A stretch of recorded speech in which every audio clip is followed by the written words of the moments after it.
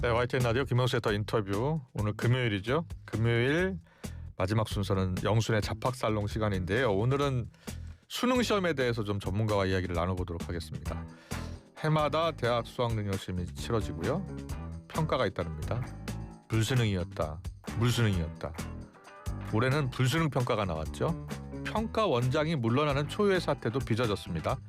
자, 최근 대학 수학 능력 시험부터 앞으로의 과제까지 짚어보겠습니다. 임성호 종로학원 대표 나오셨습니다. 어서 오십시오. 네, 안녕하십니까. 네, 안녕하세요.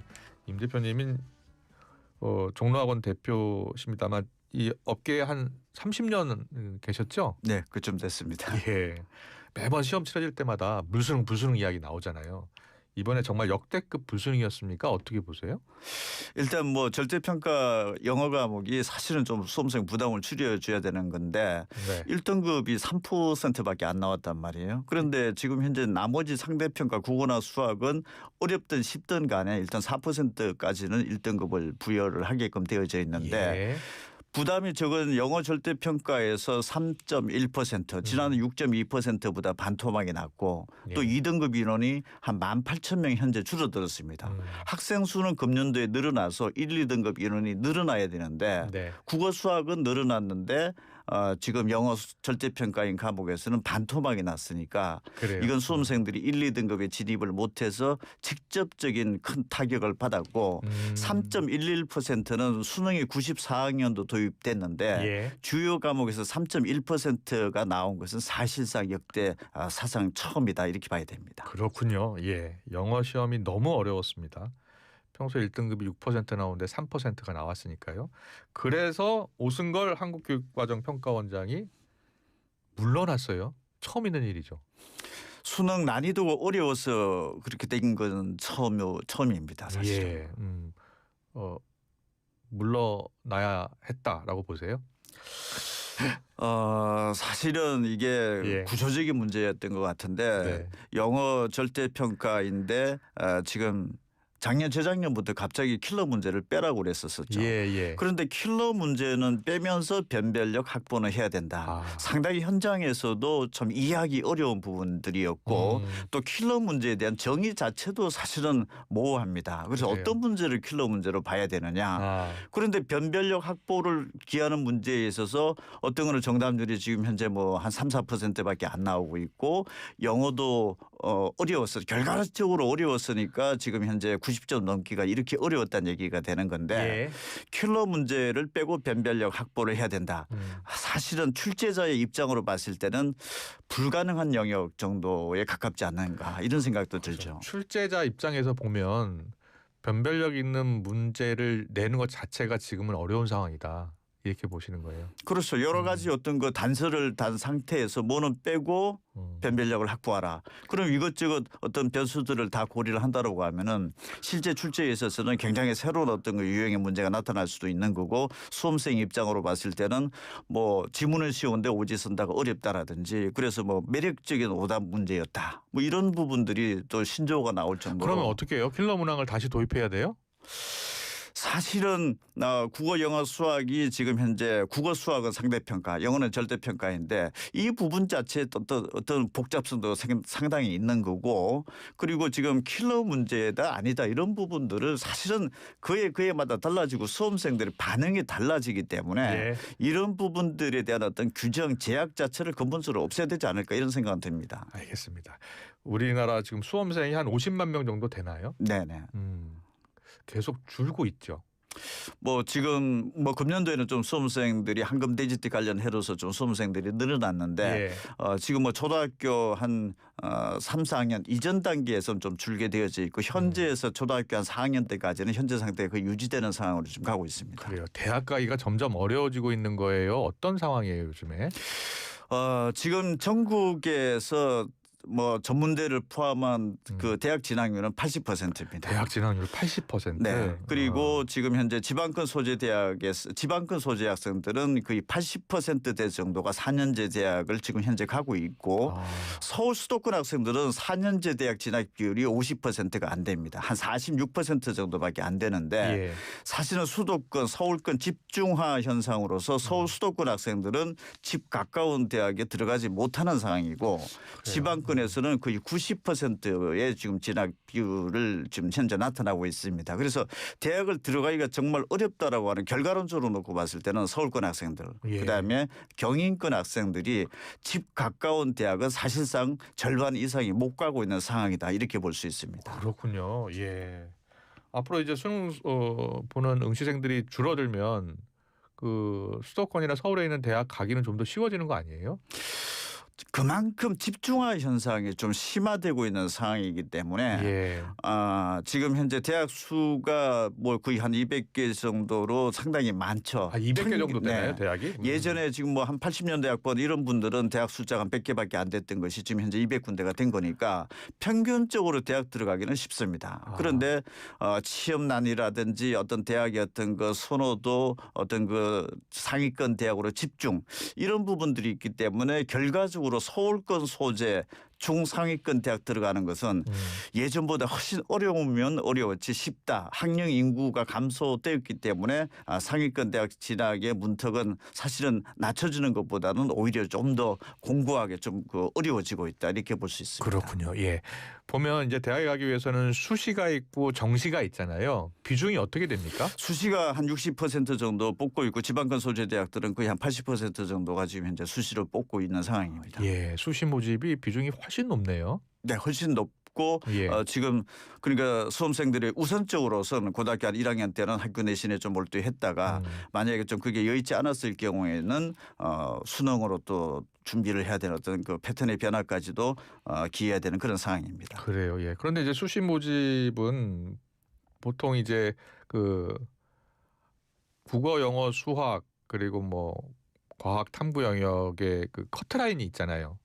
그거를 넘지 못하면 수시에 시험을 잘 봤어도 떨어지죠. 뭐라 그러죠? 그 커트. 수시에서 있죠. 이제 학교 내신 성적 위주로 사실은 뽑는데 수시에서 수능 최저 조건이 있죠. 최저 네. 조건이 있잖아요. 예. 그래서 국어, 영어, 수학, 탐구에서 뭐 3개 영역에서 합의 6, 합의 7, 뭐 합의 5 이런 걸 요구를 하게 되는데 지금 금년도 같은 경우에 사실 어려운 수능이었지만 상대평가 과목인 국어, 수학, 탐구에서는 사실은 수험생 입장에서 어렵고 쉽고에 따라서 큰 불이익은 없습니다. 예. 왜냐하면 4% 1등급, 11% 2등급이 정해진 율이 있기 때문에 그 인원의 어떤 그 변화는 없는 거죠. 다만 영어가 절대평가이기 때문에 예. 90점 이상이 되면은 1등급, 80점은 2등급 이렇게 되는데 19, 5, 6, 9에 따라서 영어는 지금 현재 금년도에 직격탄을 받은 거죠. 그럼 그러네요. 금년도에 영어 80점 이상 2등급 인원이 줄어든 인원이 지난해보다는 지금 현재 18,000명이 줄었습니다. 그래요. 학생 수는 한 3만 명 정도 늘었는데 당연히 1, 2등급 인원도 늘어야 되는데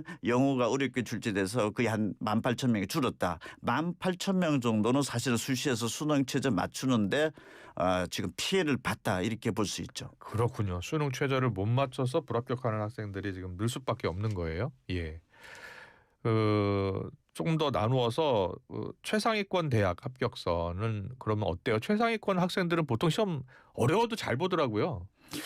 지금 이제 최상위권들은 국어, 수학, 탐구 과목에서는 상대평가 과목이니까 일단 점수가 뭐 금년도 상황대로 뭐 정상적으로 진행이 된다라고 하는데 지금 최상위권 대학생들도 국어, 수학, 탐구 성적은 정말 서윤고급에서 도달할 수 있는 점수가 되는데 예. 갑자기 영어가 평상시에 1등급, 2등급 나오다가 3등급, 심지어 4등급 때까지 서울 소재 중상위권 대학의 국어, 수학, 탐구 점수로 가능한 점수가 나오는데 네. 영어가 갑자기 지금 현재 뭐 60점대를 맞았다라든지 이런 학생들이 속출되어 있기 때문에 과연 금년도 영어가 어려워졌는데 그럼 합격 점수가 어느 정도 내려갈지 그리고 지금 국수탐 성적은 좋은데 영어 성적이 낮게 나왔을 경우에 과연 만회가 가능할지 예. 복잡한 계산과 또 영어가 이럴 정도 어렵게 출제된 적이 없기 때문에 과거의 데이터 자체가 참고치로 활용할 수 있는 수치도 없다라는 거. 그래요? 그래서 지금 현재 12월 29일부터 31일까지 정시 원서 접수를 내야 되는데 예. 수험생 입장에서는 대단히 지금 복잡한 상황이 전개되고 있죠. 그래요. 최상위권은 그렇고 그러면 지금 가장 큰 타격을 받는 그룹은 어디 그룹이에요?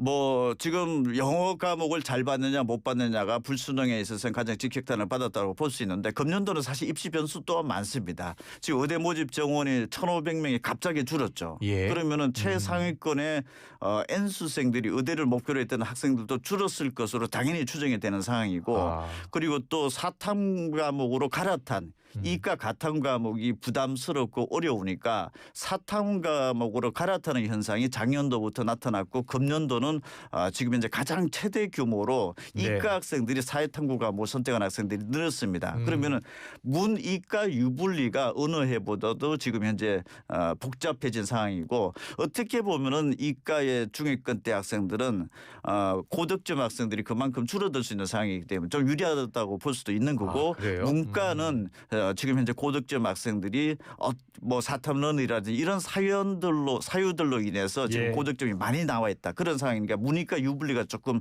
달라지고 있는 상황이다. 이렇게 볼 수 있습니다. 네, 알겠습니다. 이번에 이 어려운 불수능에도 만점은 5명 나왔더라고요. 예. 이번에 만점 받은 5명의 학생들은 어떻게 공부했다고 해요? 보통 교과서에 충실했다라고 많이들 이야기하잖아요. 뭐 기본적으로 뭐 열심히 예. 공부했던 학생은 충분히 또 인주고 뭐 그런 점수가 나왔다고 봐야 될 것 같고 예. 뭐 또 뒤로 또 확인해 보면은 뭐 예. 좋은 학원들도 많이 다녔더라고요. 그래요? 그래서 뭐 이번처럼 뭐 난도가 과목마다 들쑥날쑥 할 때 예. 그런 게 어떤 전 과목에 대해서 정말 어떤 과목을 포기하지 않고 얼마만큼 집중했느냐에 따라서 이거 뭐 차상위권 학생들을 뭐 일반화할 수는 없지만 예. 일반적인 학생들도 지금 국어, 영어, 수학, 탐구 과목에서 전 영역에 있어서 좀 포기하지 말고 좀 고르게 공부하는 것이 좀 바람직하다. 특히 수능 때 어느 과목이 쉽고 어렵게 출제될 가능성을 예측하기가 어렵기 때문에 유리하다, 불리하다라는 과목을 사실 특정하기가 매우 어려운 상황이다. 이렇게도 볼 수 있습니다. 그래요. 요즘에는 이번 시험 못 본 학생들이 재수도 하잖아요. 재수하는 학생들 비중도 많이 늘고 있다고 하고요. 그리고 특히 이제 재학생들도 어떻게 준비해야 될지 걱정할 것 같아요. 어떻게 준비하면 좋겠습니까? 일단 내년도 이제 2027학년도죠. 현행 수능 제도의 마지막입니다. 예. 그 다음 해가 되면은 모든 내신 수능 제도가 바뀌어지게 돼 있습니다. 그래요? 그래서 내년도 이제 고등학교 3학년이 되는 학생들은 상황에 따라서는 가장 많은 N수생들이 들어올 가능성도 배제할 수 없습니다. 왜냐하면은 왜냐하면요? 대입 제도전을 만약에 하게 된다라고 하면은 현행 제도상으로서는 마지막이죠. 그 다음 해가 되면은 뭐 수능의 어떤 시험 범위도 달라지게 되어 있고 여러 가지 어떤 복잡한 상황들이 전개되기 때문에 예. 내년도 입시가 지금 현재 통합 수능에서 마지막이다라는 부분들. 그래서 금년도 또 영어도 어렵게 출제돼서 이렇게 지금 문제가 되고 있기 때문에 내년도는 아마도 쉽게 출제될 것이다라는 또 뭐 어떻게 해야 돼요? 섣부른 전망도 지금 나오기도 하고 뭐 이미 뭐 기관에서는 내년도에는 뭐 몇 % 정도로 영어를 맞추겠다 이런 이게 어떤 그 발표된 상황인데 사실 수험생 입장으로 봤을 때는 그렇게 되면 국어 수학이 또 중요해지는 것 아닌가 이런 또 다양한 예상들이 나올 수 있는 어떤 복잡하고도 어떻게 보면 통합 수능 마지막이 상황에 따라서는 역대 보기 드문 최대 이변도 발생할 수 있는 상황이고 그래요? 예측하기가 어려운 상황이다 이렇게 볼 수도 있습니다. 그런데요. 지난 수능에서는 국어가 어려웠다고 들었거든요. 근데 이번엔 영어가 어려워요. 그럼 내년에는 아까 말씀하신 대로 또 영어가 쉬워질 수도 있고. 만약에 영어가 절대평가가 쉬워져서 변별력 기능이 크게 약화됐다. 그러면은 국어 수학 주요 과목으로 압축이 되죠. 그렇죠. 국어 수학 과목 중에서도 특정 과목이 또 쉽게 출제됐다. 상황에 따라서는 주요 과목에서 한 과목 수능의 변별력이 결정적이 될 수도 있다. 예. 이런 어떤 그 여러 가지 어떤 그 예상 시나리오들이 나올 수 있기 때문에 사실 수험생 입장에서는 어렵고 쉽게 출제될 것이다라는 어떤 약속도 사실은 믿지 말아야 된다. 예. 이런 게 좀 중요하지 않을까 싶습니다. 그래요. 믿을 수가 없습니다.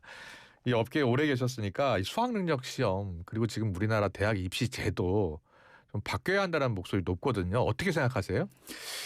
국가가 보는 시험 중에서 가장 그래도 공신력이 있는 게 일단 수능이라고 봐야 되겠죠. 네. 그리고 학교 내신은 지금 현재 전국의 고등학교에서 지금 200명도 채 안 되는 학교가 지금 이미 52%입니다.